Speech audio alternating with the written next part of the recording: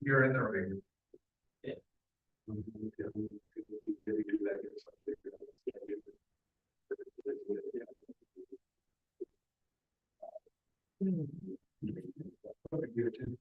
What is the relationship? You know, that's well, I guess like what is the what comprises again? Lowering association, it's going to in this architecture, the engineering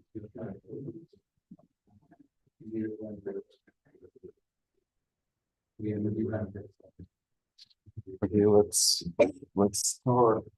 So before, I mean, first of all, a good thing is that we finally are done with interrupts, right? Which is, well, everyone is sick of it. But the bad thing is that we have to come back to just 5 minutes of discussion of the interrupts. Look, so Talia, she told me that actually I was wrong. So because what I was pushing for all this time, I was saying that, look, guys, depending on the privilege change, you either get this as a backward or it was my whole story, and then I was advocating for normalizing the stack, right? And it turns out that actually I was totally wrong, and this is true for 32-bit mode, but in Intel 64-bit mode, they actually took this into account, which is pretty amazing. And they said we always will push a stack segment as stack pointer, right? Which solves this problem of normalization. And I mean, that's pretty cool because it's cool on multiple levels, because Talia, she said, okay, first I will investigate, and I want actually, if it requires, I'll advocate for better support for the in the Rust language for this x86 interrupt API, right? And second, it's also worth like it's worth noticing that the position, if you say, okay, I want to actively do something, then your level of involvement changes radically, right? And then you start looking at stuff, and then it's very easy to miss this. But if you carefully read the Intel developer manual, let's quickly just take a look at the relevant section. Like, for example, let's even this one probably. And I search for unconditional. Essentially, I missed it. So, and the irony is that actually 5 years ago I knew this because I was working on Redleaf, and I remember now vaguely that I recorded this FAQ. I complimented x86 designers that they decided to implement this unconditional push, but then I totally forgot. Right? 7.14, you say? Okay, so good. So maybe not. 7.14, yeah. So here, if you start looking, like there will be a subchapter. I mean, the way it works is that I mean, like, to their credit, they have to discuss interrupts on all supported architectures, which is like legacy 16-bit mode up to recent 64-bit mode, right? And so they talk a lot about it. What is it? I'm scrolling here. So exception and interrupt handling, and in this 64-bit mode, what they say here is that the stack pointer is pushed unconditionally on interrupts. In legacy modes, this push is conditional and based on the change of current privilege in current privilege level, right? So okay, that solves part of our problem, right? This is great, actually. I don't know. Yeah, it's still true in 32-bit mode. You need to normalize the stack. And I was also, I mean, I made two mistakes. First of all, I asked ChatGPT while doing these lectures, and I asked an explicit question like, is it still conditionally pushed in 64-bit mode. And ChatGPT actually was insisting that it is, and I trusted it, right? And I then ran another session and asked again, like, are you sure that this is true? ChatGPT says, yes, it's true. I quote this line from the Intel Software Development Manual. It still insists that the line means something else, which is pretty amazing. So the model actually believes that it's correct. So that's the bug number one. And bug number two is that when I looked at the Linux source code, which I showed you, and I forgot exactly like the way, like remember I was, there was something like a check for the code segment flag in the register. So Linux does it, but they do it for a slightly different reason. And the way to read about it is the following. So if you go to this Linux Git book, this one. So there is a reasonably, actually very nice book written about the Linux kernel, this Linux Insights. And if you go here, it talks, it discusses every line of the modern kernel, which is pretty amazing. And so it has a chapter on interrupts. Let's say probably here. And like it goes on and on, like kind of follows what we discussed in the lecture, but at some point, Number three. Number three. Okay. Instead of part one, do they have like just type 3 here? Hopefully it will fly. And okay, and this one discusses like what's this? This. So this is the actual line from the Linux kernel. We check for the privilege level, and I cross-check against the Linux kernel, and I convinced myself, okay, sure, they do something with the stack, they normalize it, but in practice, as the document explains, they do something else, right? And I also read this document, but a while ago, and I forgot. But anyway, so the point is that like I'll actually update the website finally. I'll push everything, all the lectures, I'll push those books and links to those things.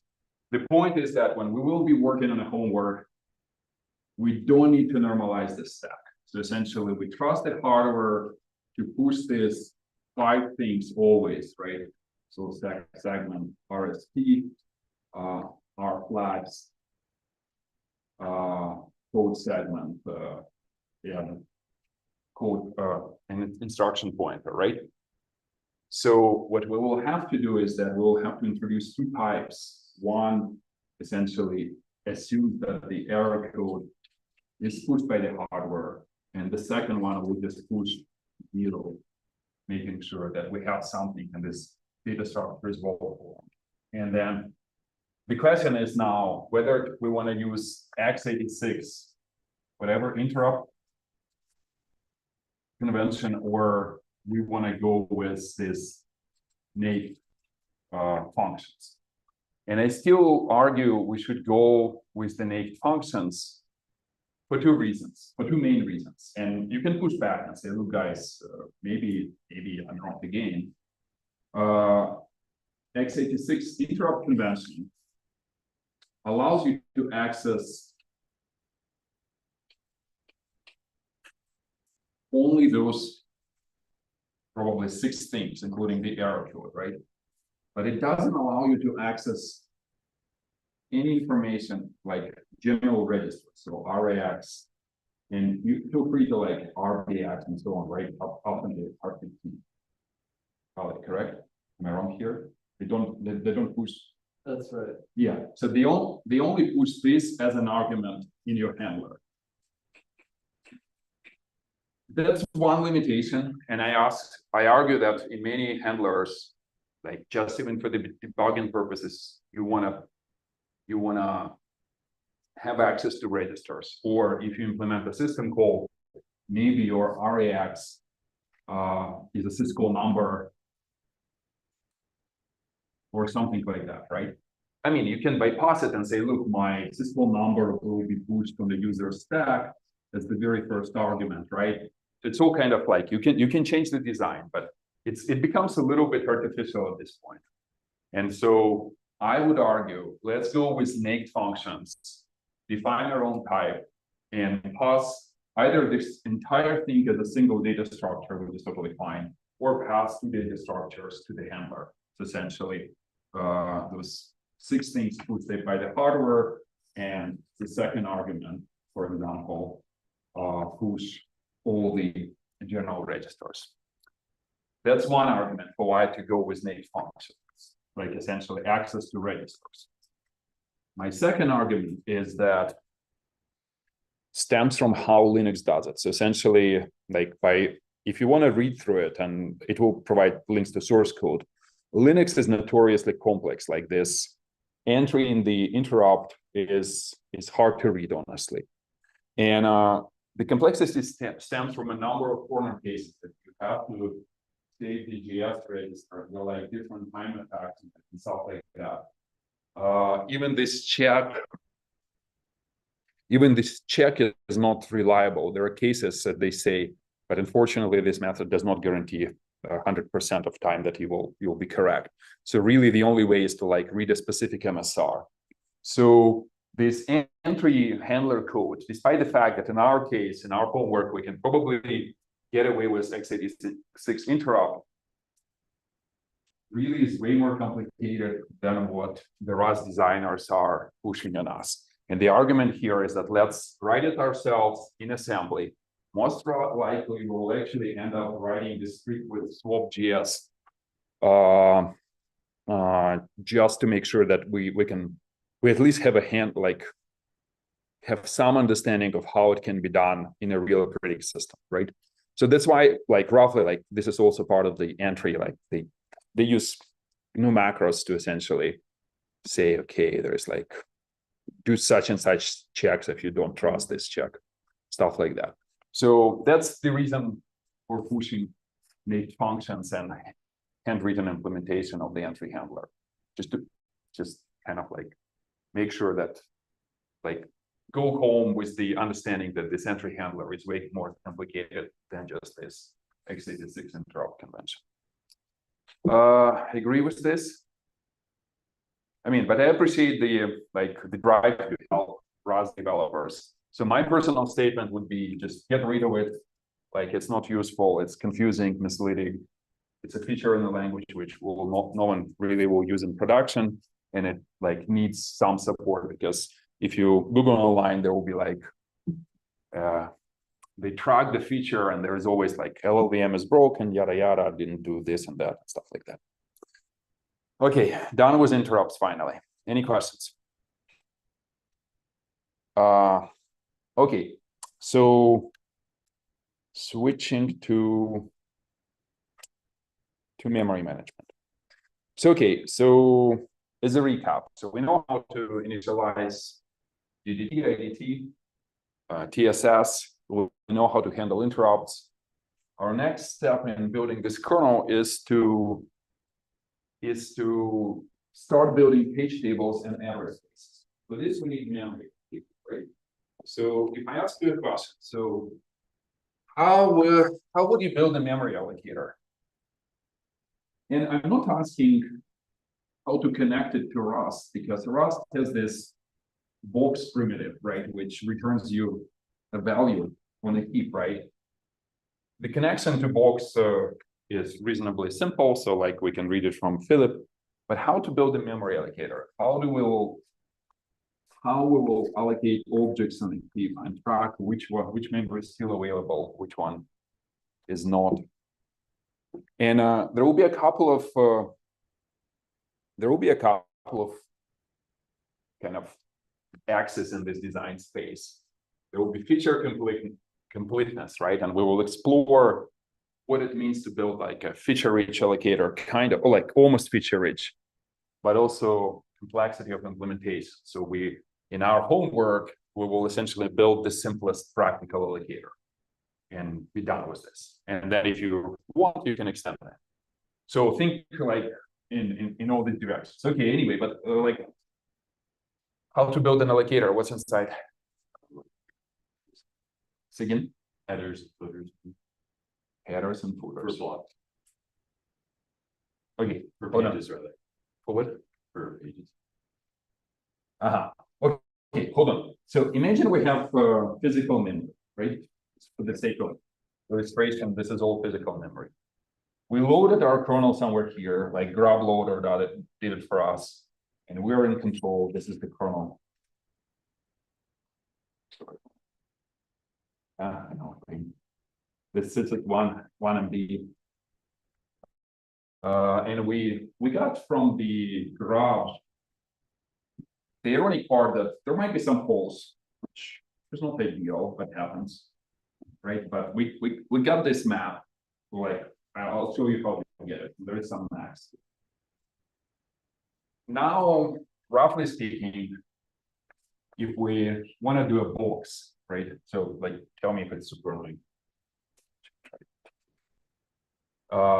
What kind of logic needs to happen to kind of grab some subset of this memory and say, okay, this is it, so essentially. And by the way, one simplification which I suggest, which is pretty reasonable, is to map this physical memory in the kernel. Map the physical memory one-to-one.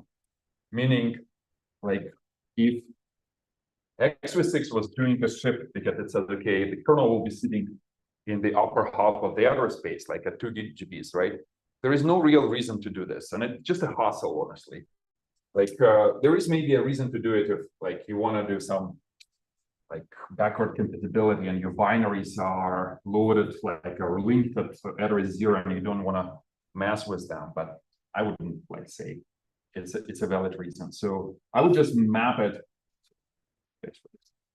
I will map it one-to-one. So essentially, map all this available physical memory one-to-one in a kernel. So essentially, the kernel page table will have virtual address equal to physical, right? That's nice, because then we say, look, the moment we have this address, we immediately can return it from the box because it's the same virtual address. That's convenient, right? No shifts, nothing. That's nice. Okay, cool. So how do we track available physical memory? A list. Okay, how we will organize the list? And list of what? Okay, cool. So where's the memory for the list? I agree with this. So there are two strategies here. First of all, you can say, look, guys, I'll just allocate an array, like a static thingy, and just put it like in a data section of the kernel as a static variable. And I assume that I allocated enough elements in this array to cover all the pages in my physical memory. You probably want implicit linked list in the heap, and then you just store the head of the list. That's how you just store it. Say this again. I think you're saying what I'm trying to say next, but say again. You need an implicit linked list in the heap. What does it mean implicit? Like the pointers to the next free page are within itself. Oh, meaning in this list. Well, you don't have like a list in the kernel, like the actual like pages you're gonna allocate are gonna like have overhead. And it's just stored. You mean like inside the pages? Yeah. And then here's the. Yeah, I mean, Sorry, not implicit. what is it called? Intrusive? What? Yeah. No, what is it called? I mean, I don't know the term, honestly. So that's why. Okay, I agree. That's one way to do it. Like, hold on. Oh, yeah. Okay. Your design choice. You say, look, guys, I don't even need this array, but because it's a little counterintuitive. Why is it even pushing for this array? If you just say, look, I will have just one variable, and it will point to the beginning of this free list, and then what is it called though? I don't think, is it really intrusive? Yeah, essentially. Or what is this? Like outside, inside? No, I don't know the word. I don't know. Yeah. Okay, well, we'll figure it out. But this design allows you to just say, look, let's add all available pages to this list. This is just one variable, and I have a list of free pages, right? That's kind of cute, and this is what x6 is doing, right? Fine. Let's go with this for a second. That's a meaningful design choice. I'll challenge you a little. If you want to allocate, okay, I'll ask you a question. So what is that we want to allocate? What are we allocating? What kind of objects? Like what types of something? Anything? Like, oh, wow. I see a formal verification person, anything for sure. Like, give me a couple of examples for everything. Oh, like, okay, sure, what, I don't know, struct frog, right? Which keeps information about a process, right? Let's say, I don't know how big it is, let's say maybe 256 bytes, right? Like, let's say thread. Yeah, sure. I mean, is it? 128, unsigned integer, let's say, whatever, 8 bytes, right? A bunch of 8-byte objects. Fair to ask this question since we're allocating pages, which then the process allocates parts of that page to the user. Like there's like a levels to this, right? Yeah, there are levels. Let's just for a second forget about user, and we'll talk about user first in a sec. You can't really fully forget about it, but because we'll get to it in a second. But just imagine, just first concentrate on the kernel. And I agree with all these examples, right? And I keep mentioning sizes. So the observation here is that those objects are of different size, but this is all fine because they actually kind of fit within one page. So worst comes to worst, if you want a new process, you will just give it the whole page, right? It's a little wasteful, but you say, look, how many processes are running? Like 125, 2000, like it's just 2000 pages, it's nothing. We're not building like an embedded system, I mean, fine. But what else? What kind of other objects, which are kind of more complicated and less predictable? Oh, this is thing complicated. I was gonna say an IO buffer that's like for IO buffer, sure. Well, yeah, I don't really know what you mean by IO buffer, but let's say something like 4K, but still fits within the page, not too bad, like this will fly. I guess something more complicated is some kernel stuff like GDT, for example, NET. Like Yeah, for sure. Like, but maybe they even fall in this category under the page, like regular GDT, IDT, because their IDT is like 256 entries by whatever, by how many? By 16, by 16 bytes. Yeah. But what else? What will kill us with this one page? something larger than the page. Yeah. What is this larger than a page? Like, in fact, like a page of a page table, which is close to what Excel suggests, like let's say page table directory is still 4K, so it kind of fits. So it's not that bad. But what is larger than a page? Are we only thinking kernel structures or like? Ideally anything, but let's start with kernel just to simplify and keep the discussion concrete. But I will take anything. A driver, a really big array. No, for real. Like again, like I'm coming back to this array, and it's a really big array. Okay, really big array. And that's a good answer, but I will put the question mark because as a kernel designer, I will be pushing back like every time you say something really big, but in Linux, it's a reality. Linux allocates really big arrays. We'll try to design around it, but certain things we'll not be able to design around. I left the bytecode for an eBPF function. Yeah. Jesus Christ. Gonna support a PDF. I quit. But no, like, but there is something like really you come to and run without it. So. Packets with this, like, what do you need to store them somewhere? Yeah, network packets. Of a big NTU, right? Because network packets, I forget what's max NTU. They often feel efficient. just an open file that's really What is an open file which is really big? It sits on disk and we will be reading something in a buffer, right? right. Yeah, I guess if you read all of it to. I guess it's the same as a really big array, you know? Oh, yeah. You can say like it's like bits of buffer cache.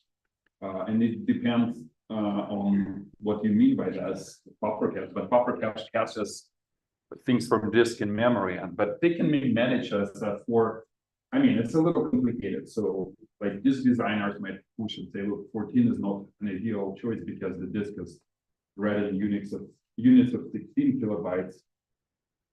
So yeah, that's a sound example. What about like huge pages? Oh, that's, yeah, what about huge pages? So yeah, you see like PhD on huge pages. Yeah, huge pages. Because our Like 2 MBs, for example, right? Or if we want like 1 GB, but that's harder. So let's stick with 2 for now. Yeah, so this is problematic with this list implementation. But even before, like again, someone can push back and say, like, forget about huge pages. Like, if you can design the kernel in which everything is smaller than the page, why bother? But there is like this problematic thing, which is called the stack. Right, and in Rust, stacks they tend to be large, so definitely not 4K. Maybe like even not 64K, but that's 64. Like even a kernel stack, meaning when you start executing an interrupt handler, that thing which we will be pointing from the TSS should be large enough to avoid a stack overflow, right? And I argue, and I did it multiple times when I was coding.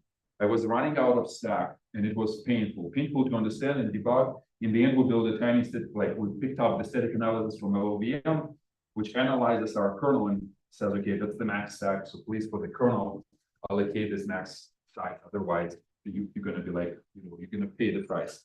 Although it's like imprecise and everything, but stack is there, right? So like these two are really good examples for why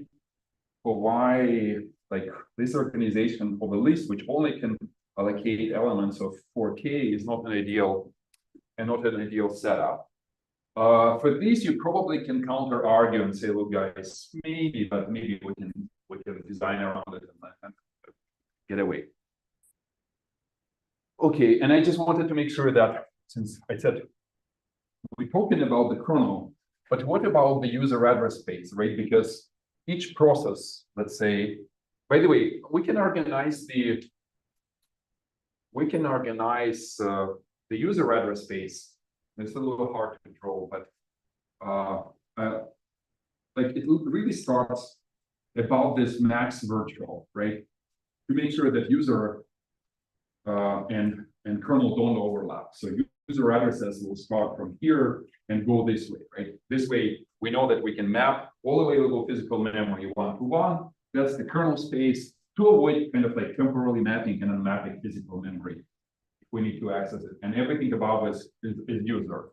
But I'll draw it here because I have space here.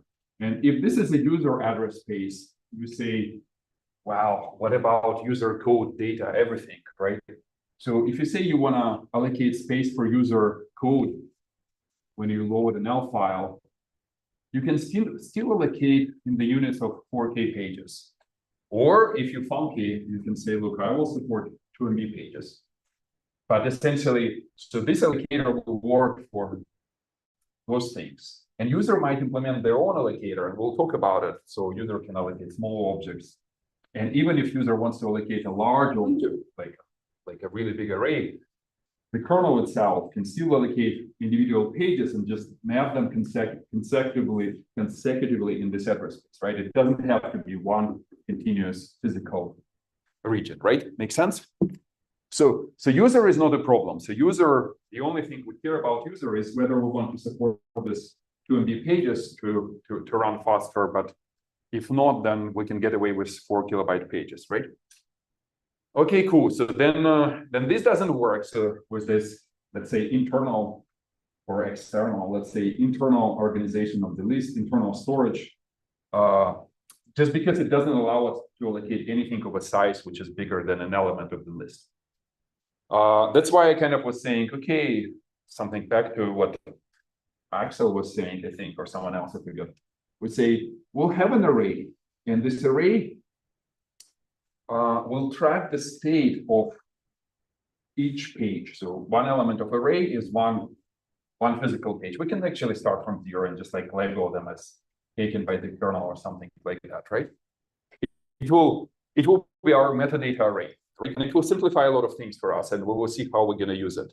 By the way, x86 does use this organization of a linked list, and there is an inherent limitation in x86 that it cannot support more than 2 gigabytes of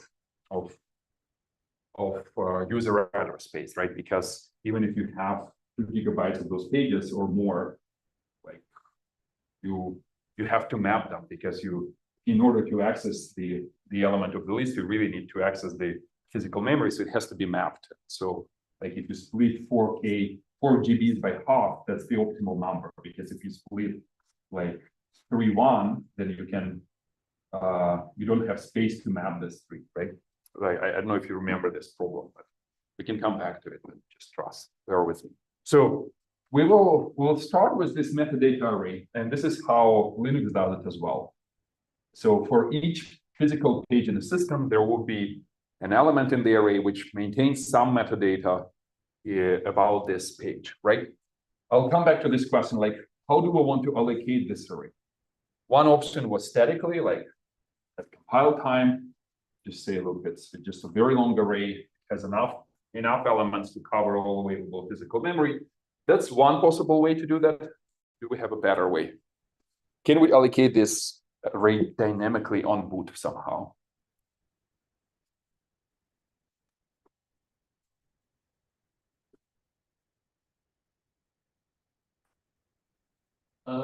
Maybe you could just have a pick some page dynamically and point to that, and that page is this array. Correct. So which page would you pick? Okay, yes, the first one. Well, the first one might run into our kernel here, right. plus there is the bias. Right, the one after it. Yeah, I agree with you. How do we identify this page, the one after it? Do you remember from x86? Where is my? Someone should remember. So empty, right? So we will use the linker script to insert a symbol and that's one. I mean, I'm pretty sure you can do that with cargo, but remember, in my build system, we have this link script. I pass it to the linker. I mean, you can of course, like you can tell cargo to use the linker script, but essentially there is a way to say, look, introduce me a symbol which points to the very end of the, let's say, and you control the layout. So you say that this is the code section, this is the data, this is the CSS, whatever, and end is at the very top, right? So linker allows you to do that, and x86 does it as well. And then you know that your kernel is to the left of it and round it up to the next page, and our array will sit here. Make sense? And how many elements of this array? Because when we were talking to the bootloader, which gave us the map of available physical memory, we will pick up this max number and just make sure that the array matches this max, right? Things that are before the kernel, is that like the multi-boot? No, like we talk more about, there is like a bias region, meaning that it's memory mapped IO, meaning not all of it, but most of it. The boot record was not the boot record, but the bootloader was placed in is 7C00. It's like everyone who does x86 knows it very well, but there is like a bias region. So if you write into it, it really like shows like as a H symbol only. Like there are multiple devices. Like registers. Yeah, kind of like you write it, but it reaches the device, and this is like you write like this is how you print hello world when you boot, like you're writing into this region in your homework. So in the serial line you use in-out interface, but like when you print on the VGA buffers, the VGA buffer will be sitting here. And then they run out of space in this region, so they have another region which is at the very top of the, not the very top, but at the very top of the 4 GB. And there's another bias region, right? And then at some point, I think they said, okay, enough of this. And I think it's now dynamic, like additional bar regions can be like mapped to different things. Okay, we got the point. So we have this array, right? Let me like, hold on, don't lose focus for a second. So this array, imagine, I'll just like reuse this drawing. It's no longer user memory. So this array, for example, can maintain a list of 3 pages, right? For example, right? But of course, on its own, it's no longer like internal organization. So the next pointer is really stored as part of this array, right? Inside here, right? So this is it. Agree? Any questions about what I'm talking right now? You're saying like the No, you say you have a head which points to the first, and the head may be in the very first element of the array, or like even outside. And then it points to the very first 3 element, and then there will be a next pointer here pointing to the next element, and the next, and the next. And you will maintain some data about, you can maintain like a list of free objects, but maybe a list of allocated objects as well, and you can mark those as allocated, and maybe even maintain some metadata, some pointers to some other data structures in the kernel which describe the state of your allocator. We'll get to it in a second. So the very first obvious problem which we want to solve is, okay, we get this array. How to solve the problem of allocating larger objects? I kind of hint that this array will help you with this, but now we have to use it somehow. So isn't it solved through translation? So then you just pick the mapping that places 2 pages that can be anywhere in physical memory next to each other in virtual memory, so they look bigger.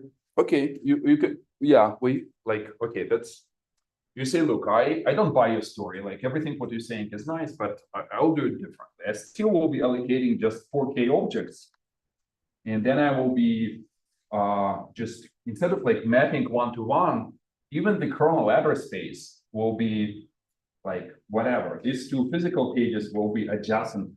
If we own an object which is 8K, we will just allocate this, like, we'll just map them, right? That's one design choice, and I kind of argue against it because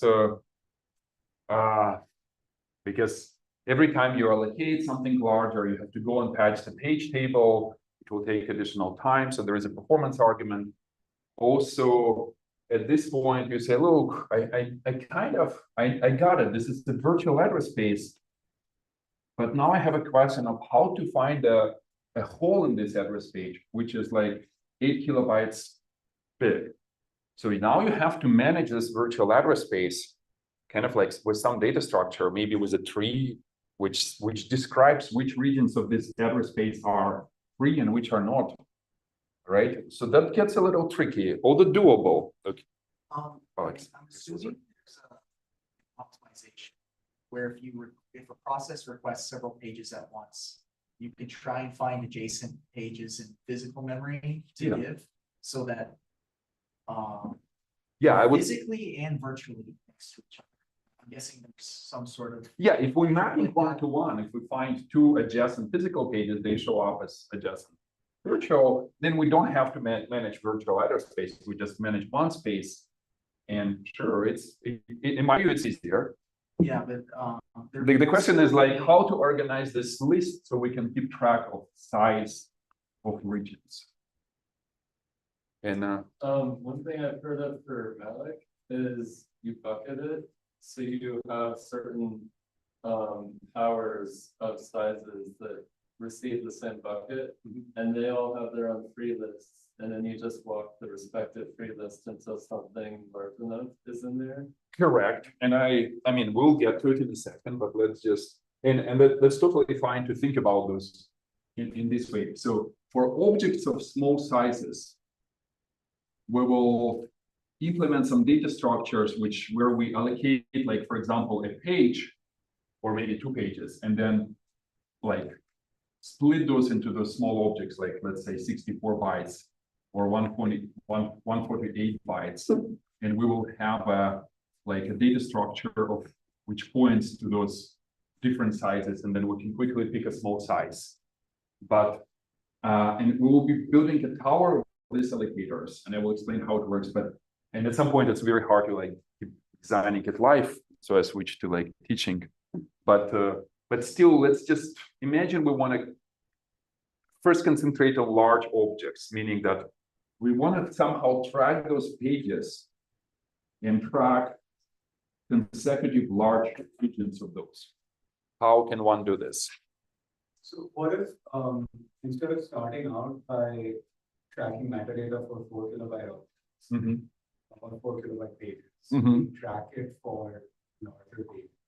And then what you said about for small objects, we get a page and then chunk it out. Yeah. We can start off with larger objects. Yeah. Side. Yeah. Yeah, exactly. So this is how we will do it. And it's called the body allocator. Or there are multiple designs. And then for the homework, I will actually argue against body, but even like a simpler design, like just 2 sizes, 4 kilobytes and 2 megabytes. Supports huge pages, huge enough for stacks, supports 4 kilobytes, but simpler to build. Body is a little hard, not hard, but harder. Is the body allocator the one that Linux uses, or Yeah. is C++? Forgot. Body uses it, I don't know if C++ compiler uses it.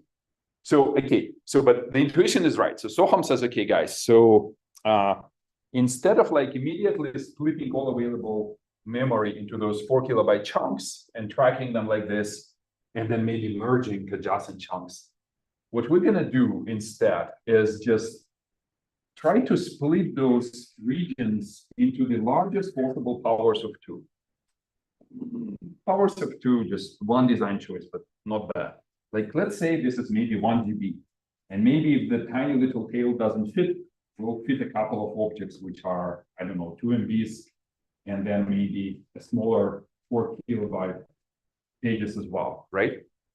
And this organization, like again, in my slides, again, this is my array. This is how Linux does it. In Linux, this data structure is called mem_map. Again, it's allocated, I think, in the same line as I was discussing. So above the kernel dynamically, they probably not use the answer. I don't know how they figure out the end of the kernel, but something along the same lines. In fact, Linux probably has multiple of those. It's not like a single. We'll get to it maybe to this complexity, but we can also like scale it down a little. And then we say, look, I mean, there are some crazy designs which we've, thanks God, just skipped, kind of like bitmap allocator or even like bump allocator, just simply advancing forward. And then I don't know what you're gonna do is like deallocation don't work anymore in any meaningful way. But the body is this idea that you will maintain, actually, let me probably switch. Maintain this metadata of from smaller to larger, right? And then you say, look,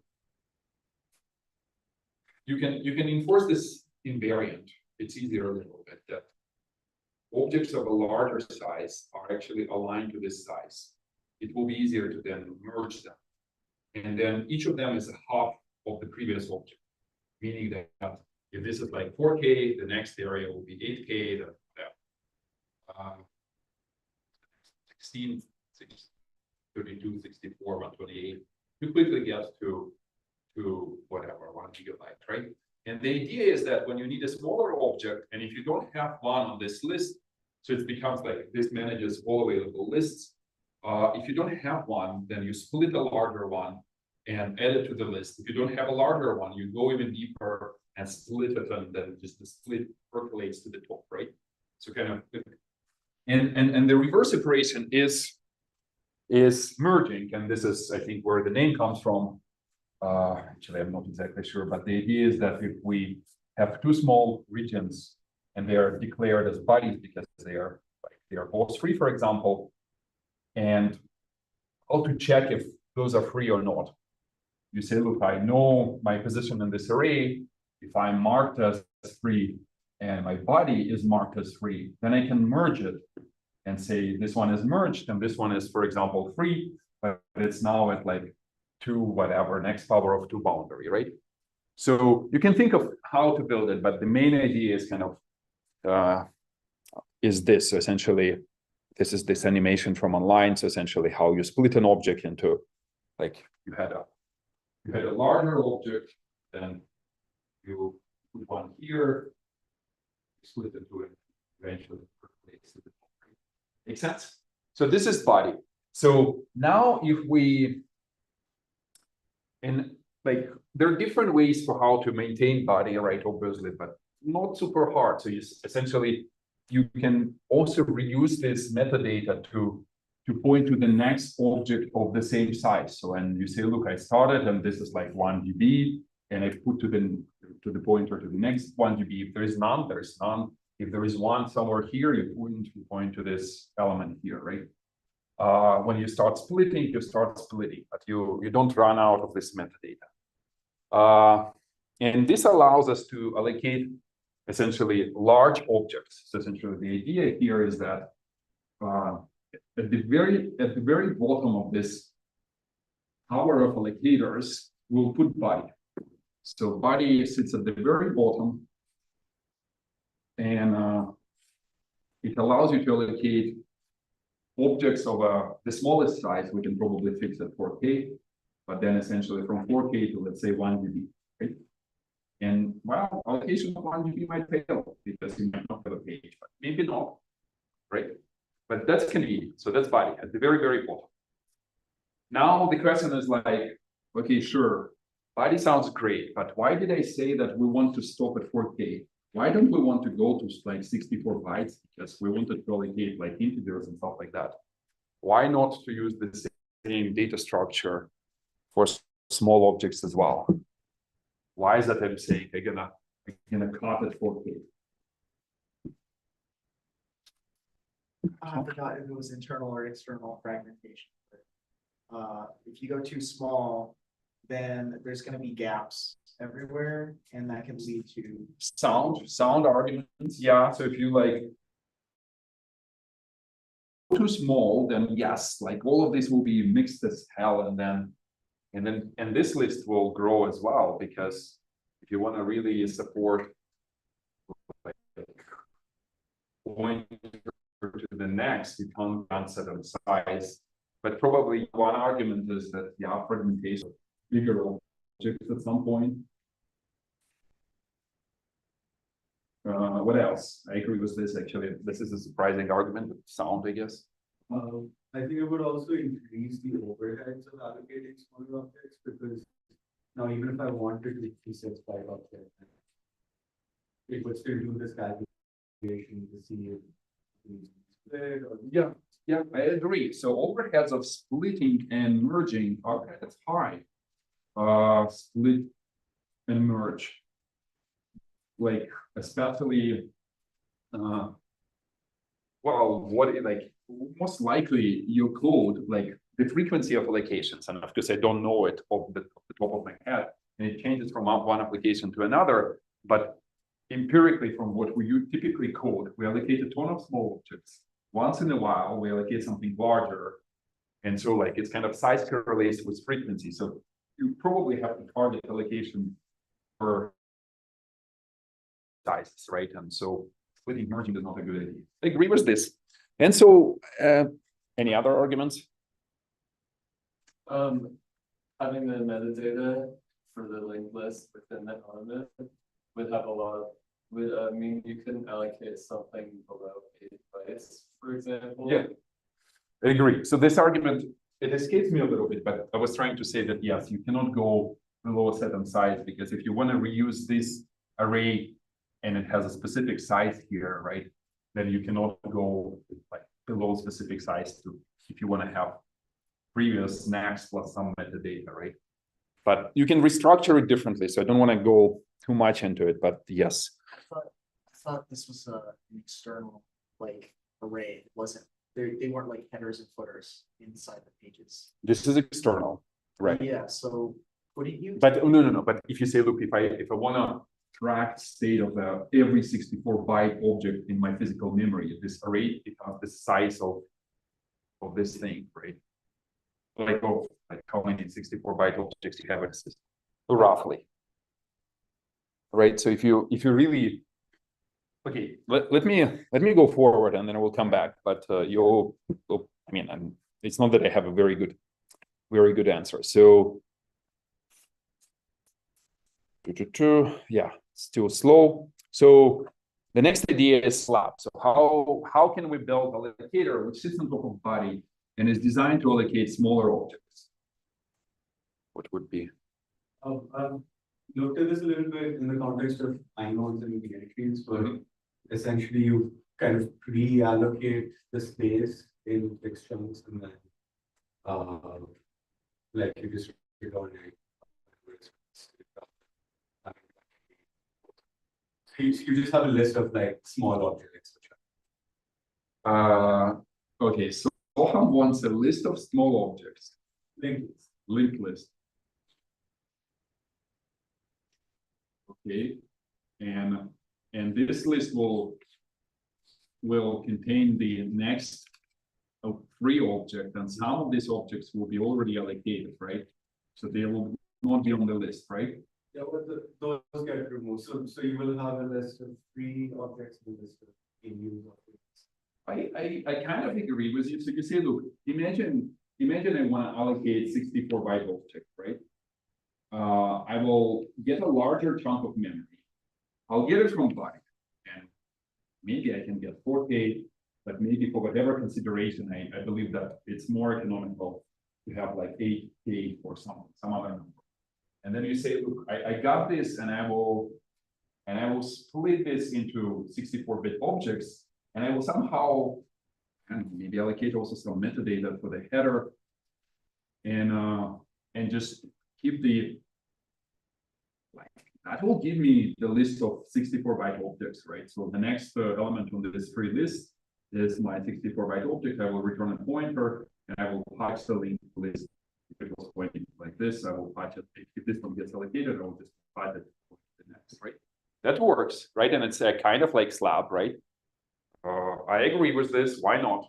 Except that we only learn how to allocate objects of one size. But if we do this trick, which I was talking about like a second ago, kind of like array of objects of different sizes. And this is, for example, points to 64. The next one points to 128, and so on, right? Powers of 2 again. Then we say, look, you say malloc, we round up to the next the next largest size. Let's say the guy has 47 bytes. We allocate 64 bytes. We go here, take a look at this element, next free element on the list. If it exists, patch the list, return the element to the user. And if it doesn't exist, we go to body and allocate a new chunk. And somehow maybe we maintain some kind of like list of chunks, so we can, the moment we get the element back, we can have it back. And when we free all of them in this chunk, then we can return it back to body. That seems like a reasonable design, and this is kind of very close to what is freely done. And this allocator is called a slab. So let me explain how Linux implements it. So slab, roughly speaking, allocates this list. There's a slab header. It gets those 2 pages from body. They're consecutive in memory because body can allocate larger objects, right? They're like consecutive in memory. Then there are different designs, and you can maintain the list itself either at the beginning of this because imagine you want some metadata, and you say, look, it's logical to put it in the very beginning of this page. Agree? Some metadata here. What's wrong with this? Why it's not ideal to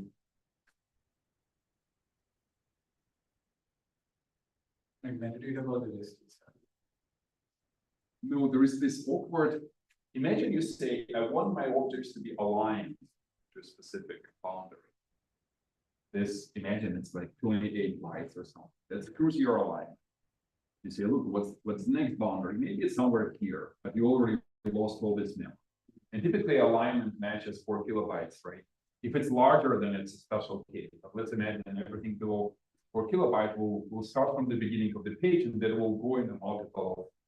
Wow, like I don't know, but like for this reason, maybe metadata should be maintained externally somehow, right? Maybe it's easier because then you don't screw the alignment. There are multiple reasons this is how Linux does it, right? But you get the point. So metadata might be allocated separately, and essentially the linked list in this example, and I think this is how it was done in the Linux kernel, is maintained in the metadata itself. Like,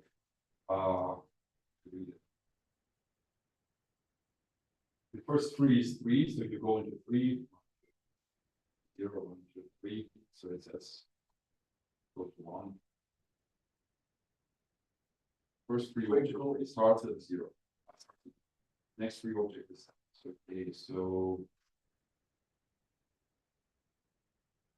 I think slab metadata is true. no. The idea, what I wanted to say here, the high level idea here is that instead of like using pointers, you just use integers because it holds, and those could be short integers because you say, look, my whole array is 128, so my integer is like 7 bits is enough, right? Represented. And then instead of like a full pointer point to the next, you just use a number, and but somehow I cannot first 3 object just 0, 1, 2, 3 starts at 3, next 3 object. Next 3 object is 1. You go to 1, next 3 object is 7. So it's essentially like the numbers. This is just a representation of a list, right? Make sense? Or not? Why numbers repeating? Because you probably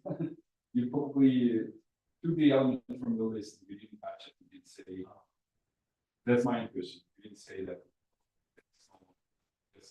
If it's not connected, probably 8 is the null or something. So the last element points to 8. 8 is outside of the list. So it's outside of the array. You have to represent null somehow, right? Okay, but again, multiple ways. And then Linux maintains, and again, multiple organizations are possible, but Linux maintains like something what they call a KVM cache, which is the 3 categories of slabs. So that previous thing is called a slab.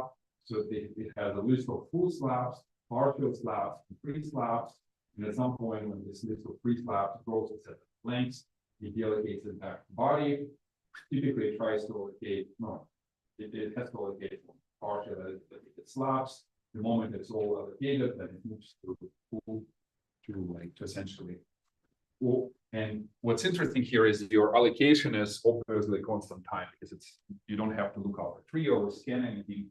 You always just resolve a couple of pointers, and the constant in this O1 is really small as well because it's literally just a couple of pointers. So no merging, no splitting like in body. Your allocation is literally look out 1 pointer, 2nd pointer, 3rd pointer, maybe 5 something.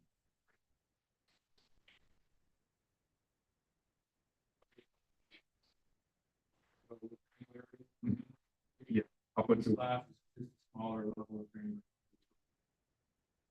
Yeah, because fragmentation here doesn't matter because you don't have to any object is good. Fragmentation is so they're all the same size. You pick the first one. It's a very small one. So that's kind of cute. Yeah. How does lab work for like different size problems? Like that was one of the first. Yeah. Hold on. It's like this. So they maintain malloc, which is the kernel memory. Malloc and C has this array of different sizes. And then when you say I want 77, it rounds up to 128. There's a pointer to the slab, which manages 128. So it's literally like this final granularity without the splitting. Well, yeah, correct. Without splitting and merging. But the header data structures. But without splitting and merging, it's really fast, right? And so in many cases, if we want to build box, this is probably sufficient to build a decently good box, right? Because we're not losing memory, like it's very much like Linux. So you say you want a 77, round out to 128, go with it, right? So this is a practical design. So let me push it a little bit more towards practicality, and then we will scale down and think of how to make it simpler. Any questions about it? How it works? So essentially, when you have box will internally call a function out with the allocator. you round up the object size to say 64, pointer to the cache that multiple slots, 3 partially 3 occupied, pick up one from partially 3, return it, and so on. There's some like subtle details here, kind of like when I'm deallocating and my metadata is external, how do I even find it? Right? Linux solves it. Do you understand? If I was advocated for this external metadata, which is not at the like normally you would say, look, if I'm deallocating this object, like first of all, like, do you know the size of this object even? Right?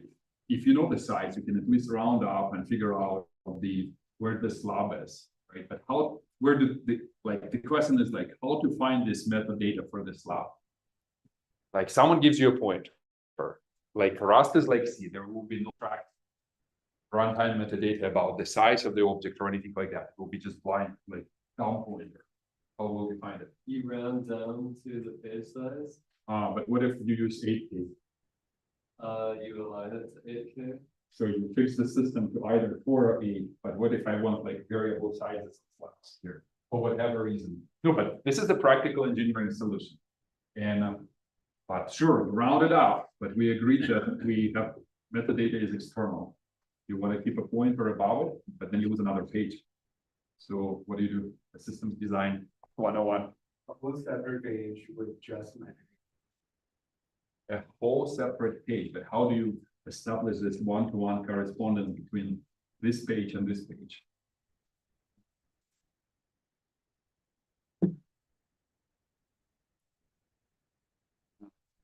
Oh, let me give you a solution. So, which is one of them, but okay, this rounding up, if you can fix the size of the entire system, it's practical approach, I agree with that.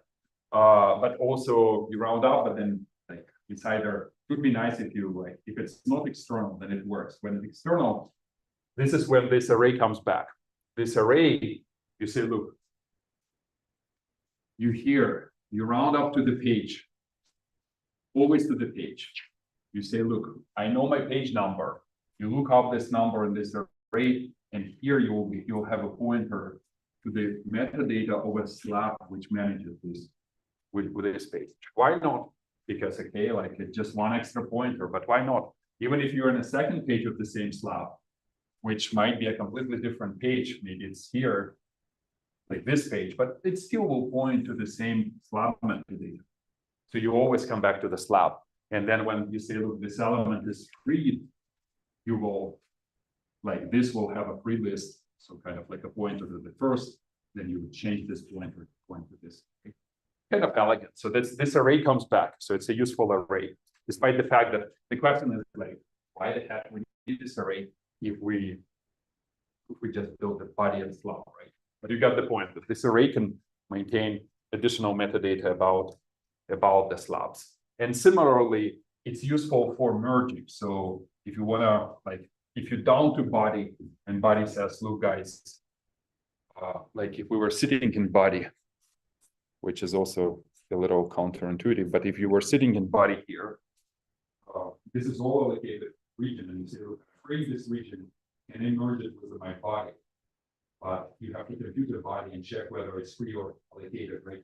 So if you say, look, my body starts here, my second body, for example, my 2 sizes out, in this array, you can just check the status of this entire region, and maybe it's free, and then you merge them and form the larger region, right?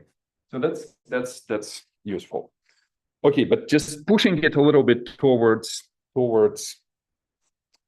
practicality. So I will ask you a question. So what's wrong with this? Just not a trivial question, honestly, but maybe. And it's good to start. Everything will boot, but then what?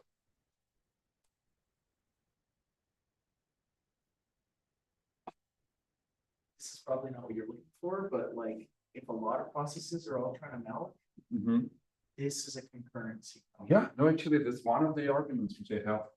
So first of all, how to synchronize, right? Because every time you want to patch, like allocate something from size 64, the entire 128 hardware threads will be synchronized, will be trying to acquire some kind of a lock on this one little metadata. That's kind of a disaster. Your system might not even boot. Because it's a huge overhead when you're synchronizing on a single spin lock. So synchronization is one of the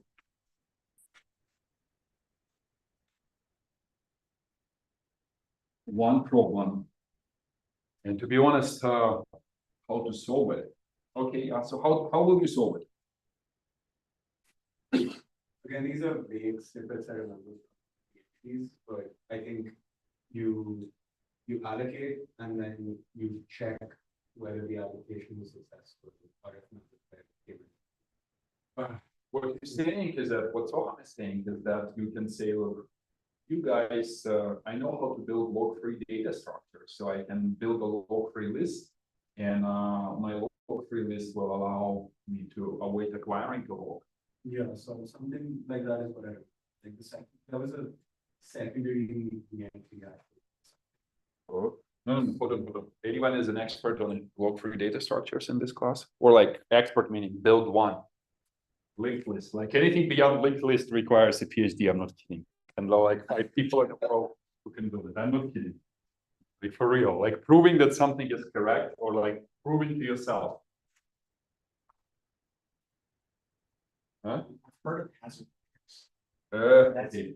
No. Okay, so we typically compare and swap instruction is used, but what I meant to say is that when you're still colliding or really like multiple threads of execution from multiple cores are competing for one cache line, which will be the case in this log-free list, you will experience the same synchronization problem as with the spin log. It will be slightly less pronounced, but it will be a huge problem anyway. So synchronization, to solve synchronization issue, and I don't really know how Linux solves it, so I don't have like an answer for you, but I can look it up. Ideally, you should implement per core, or like you can tolerate certain degree of concurrency, but let's say per core slabs or per core,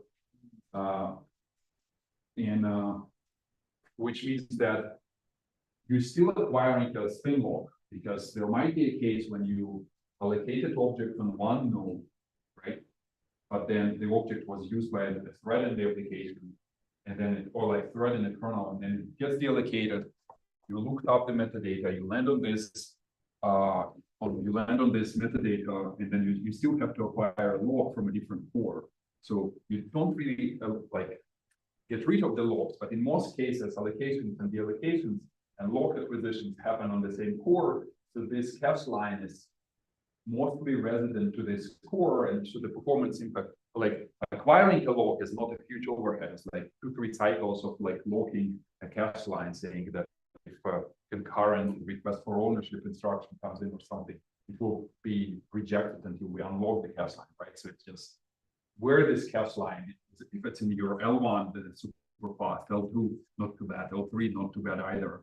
If it's like in some other L3, then it's a trouble, right? So if it's mostly resonant, so that's not a big deal. So per core slabs, and you should kind of like think of how everything becomes per core. Maybe you still have a big log on body, meaning the slabs are per cores, but bodies are not per cores because allocation from body is way less frequent, right? So acquiring a spin log here is once in a while, because you get a bunch of these things from body. You also catch them because you don't immediately give back. Sorry, you don't immediately give back like those free slabs and staff them for something, which means that you rarely go to body. So this kind of solves synchronization. Or could we? A little ahead, but if, let's say we had a scheduler and we can change processes. We need to make sure that if it locks, when it, like, let's say it's allocating, we're trying to grab something, we can't let it change processes before returning the lock, or we'll get stuck, right? No. You can migrate the process from one port to another. So what happens when another process tries to allocate if the other one was mid-allocation? Can we come back? Yeah. It will derail us. If you remind me, I'll come back to this. Okay. It's worth explaining, but I wanted Yeah. to quickly. I still want to the hope of finishing 7 more minutes. So one great reason is synchronization. And what's the second kind of like reason? Like what I was trying to say, I was asking why this, wait, that's a hint for why. Why is this allocator not ideal? What else is needed in like really full featured operating system? Synchronization is there, but we like say maybe we're gonna build per course labs. What's the other reason? So how? Maybe it's because I saw the thing. Yeah. Tell us. Shared memory, man. There was no word shared memory. But I thought Google. Yeah, but what is it called? You want me to say that? Yeah, it's called non-uniform memory. So what does it mean, non-uniform memory? Like this. Okay, hold on. Besides Soham, does anyone know? No? Okay, then Soham. So this might be wrong, No. Yeah. but there's multiple, I'm reporting to Vijay, by the way, like. there's multiple memories and multiple CPUs, they can access each other's memories, but obviously. you that's can all correct, access your local memory at higher speed than non-local memory. Correct. So for anything what we run in this room, unless you have a server stashed, our machines are uniform memory access, meaning that when we buy a CPU, we will buy just one CPU, and it will be connected to maybe a couple of VRAMs. What is the dual inline modules we use? But this one you will have multiple cores. They will have some shared or like cluster L3 cache. For this memory controller, PCI bus will connect with your network interface disk. But it will be just one processor, right? If you open a phone, there will be just one core, unless it's a very funky phone. Maybe it is. If you open a laptop, there will be one processor. When you buy a server-grade machine, you typically have a motherboard which will have multiple processors. Right? I never see more than 4. And it's maybe not practical, but 2 is a very practical number. So you open a server, there will be 2 physical CPUs. And this non-uniform thing is that how hardware architects are structuring this system. Instead of like having this memory sitting somewhere in the middle between those 2, on modern machines, each of these cores, each of these processors, like sockets, another name, will have its own private memory controller, which will connect to those. Like, there will be multiple memory channels. Maybe even multiple memory controllers. So simplicity, let's say 1. They will connect to local VRAM. So this is your local VRAM. But machine will have a second socket, set of DIMMs. They may not be populated, and you're unlucky, but because if you're running from this core, all your memory is remote. You don't even have the local memory. And the point is, and this is called non-uniform memory access because it's like one of them is local, one is remote. And if you start looking at those latencies, like I quote some latencies from a couple of years ago, like you're reading your local cache, which one? L1 is 4 cycles, L2 is like 12 cycles, L3 is 50 cycles. Your local memory is 250 cycles roughly, but your remote memory, like let's skip a couple of these, just reading other like caches. Like I said, if the cache line is another L2, then it's a problem. But if you're reading your remote memory, this one, it's roughly speaking 250 cycles plus the latency of crossing this cross-socket link, which is roughly from this picture another 100 cycles. So this local memory is 250, remote memory.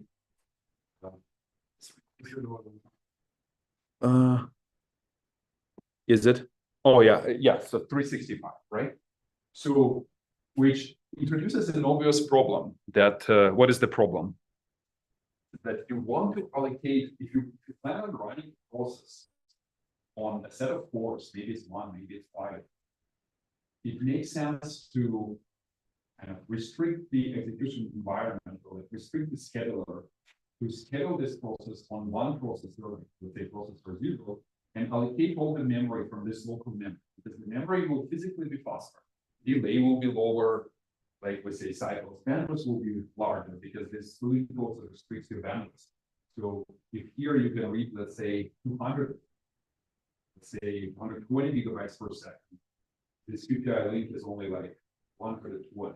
So if you all the reads go to this remote memory, you restrict yourself to 120 gigabytes per second. You say, look, it sounds a lot, but I can design software like a simple hash table, which will saturate those links. Right. So the next level in this allocation game is obviously to track locality of memory, whether it comes from the local DRAM or from which DRAM banks it comes. And then I think it's called nominal. And then essentially you have an allocator which tries to allocate local memory, and only if you fail and you run out of memory, then you allocate from remote.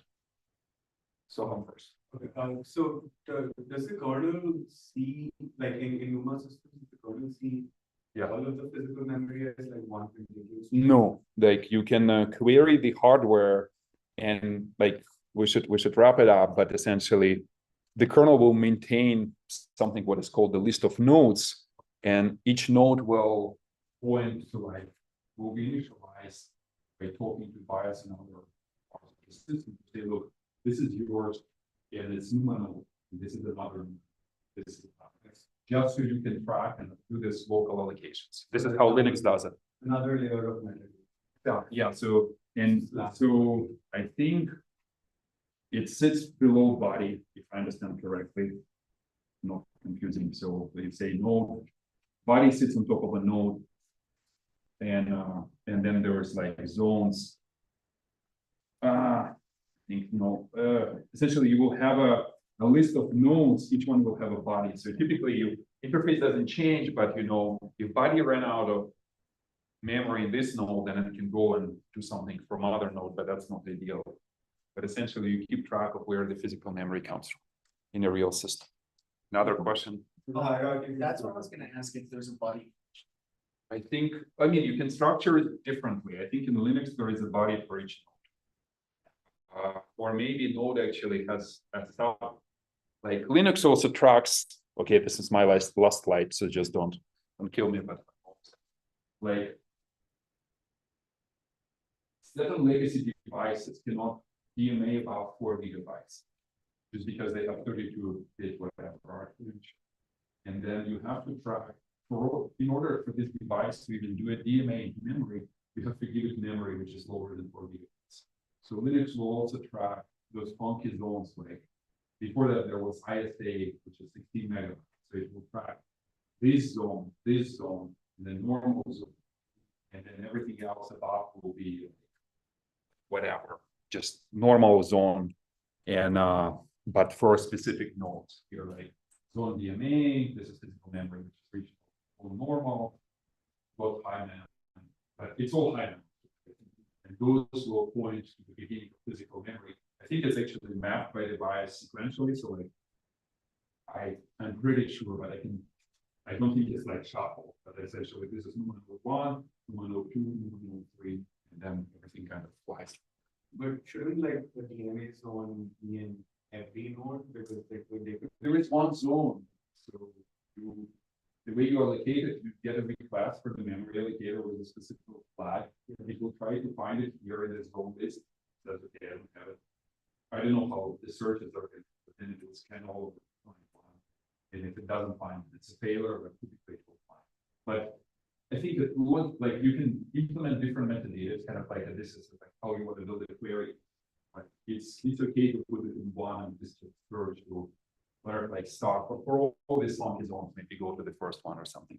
But there is zone allocated on all of the physical nodes. I think all the new ones will have just one zone. And so node essentially represents like a node. Yeah, all of the local DRAM of the node. Yeah. And some of that. The very first one probably will have some. Oh, okay. Yeah. But Which then, are like in your diagram, there was a PCI controller on every. yeah. Well, no, okay. Yeah, that's a great question. Hold on. Let's come back to it. I don't want to keep you otherwise.